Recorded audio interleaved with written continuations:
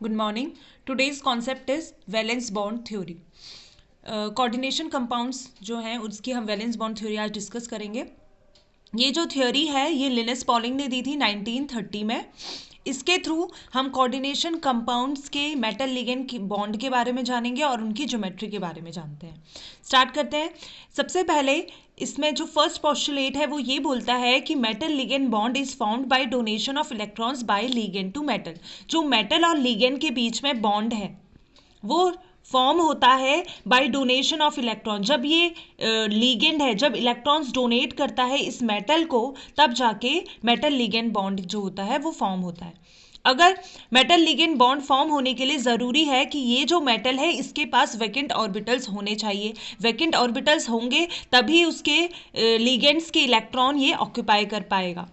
ठीक है, तो इसी पे बेस नेक्स्ट पोस्टुलेट है metal atom ion must have vacant orbitals. Vacant orbitals होने चाहिए मेटल एटम के पास, और जो इनका नंबर है, नंबर ऑफ जो वैकेंट ऑर्बिटल्स है ये बराबर होने चाहिए नंबर ऑफ लिगेंड्स के. यहाँ पे अगर 6 लिगेंड प्रेजेंट है तो इतने ही ऑर्बिटल्स इस मेटल एटम के पास भी प्रेजेंट होने चाहिए. यही लिखा है metal atom ion must have vacant orbitals of equal energy equal to the number of ligands to the ligands to be attached. ठीक है.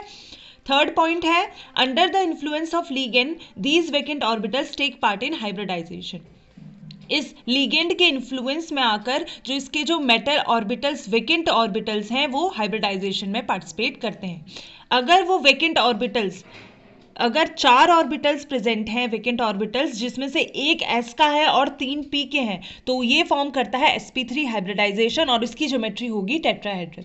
अगर dsp2 वैकेंट ऑर्बिटल्स हैं तो हाइब्रिडाइजेशन dsp2 ज्योमेट्री हो जाएगी स्क्वायर प्लेनर. sp3d के case में trigonal bipyramidal, sp3d2 के केस में ऑक्टाहेड्रल, d2sp3 के केस में ऑक्टाहेड्रल ज्योमेट्री होगी. नेक्स्ट है इसका एक एग्जाम्पल हम देख लेते हैं.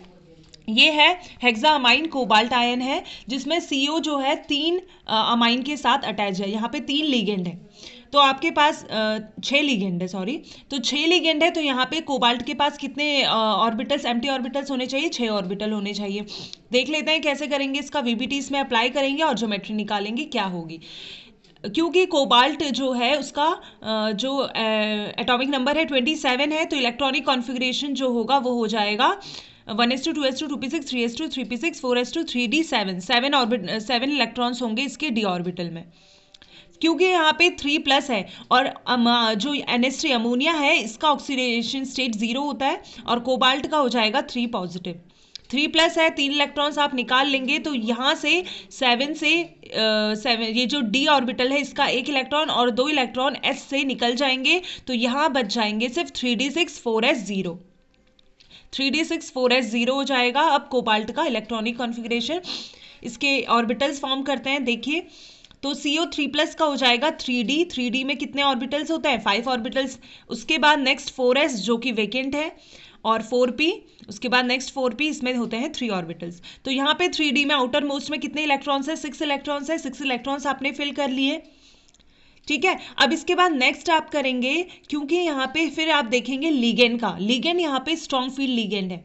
अब आपको ये स्ट्रेंथ ऑफ लिगेंड आपको पता चलेगी स्पेक्ट्रोकेमिकल सीरीज से, वो आपको लर्न होनी चाहिए. उसके अकॉर्डिंग जो ये अमोनिया होता है ये स्ट्रॉन्ग फील्ड लिगेंड होता है. स्ट्रॉन्ग फील्ड लिगेंड होने का मतलब ये है कि यहाँ पे इसके इन्फ्लुएंस में जो इलेक्ट्रॉन्स हैं वो पेयर अप हो जाएंगे, कोई भी अनपेयर्ड इलेक्ट्रॉन नहीं रहेगा. तो यहाँ पे इलेक्ट्रॉन्स पेयर अप हो गए, सारे इलेक्ट्रॉन्स पेयर अप होके 3 ऑर्बिटल्स में आ गए. अब वेकेंट हो गया d के 2 ऑर्बिटल. यहाँ पे 2 d ऑर्बिटल वेकेंट हैं और s का 1 ऑर्बिटल वेकेंट है और p के 4 ऑर्बिटल वेकेंट हैं.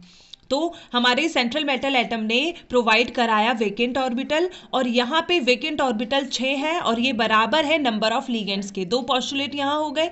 नेक्स्ट है अब ये जो वेकेंट ऑर्बिटल है ये कैसे ऑर्बिटल है? हाइब्रिडाइज्ड ऑर्बिटल है. इनकी जो एनर्जी होगी वो कैसी होगी? इक्वल होगी. तो अब ये हाइब्रिडाइजेशन में पार्टिसिपेट करेंगे और यहाँ पे जो ये 6 ऑर्बिटल है, नेक्स्ट स्टेप में आप देख सकते हैं 6 ऑर्बिटल है, इनकी इक्वल एनर्जी है.